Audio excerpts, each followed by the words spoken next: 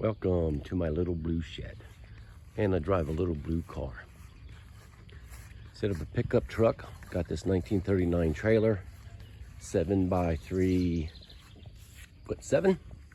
Can get plywood in it on an angle, it works good. Here's my new addition to my little blue shed.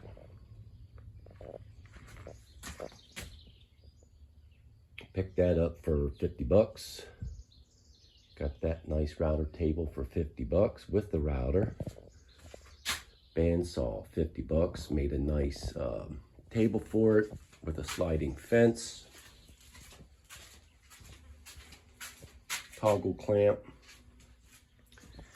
Antique 1/2-inch drill.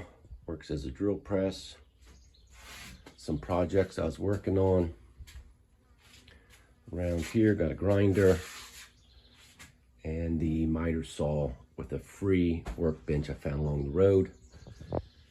My grandfather's toolbox with an antique clamp and my air compressor.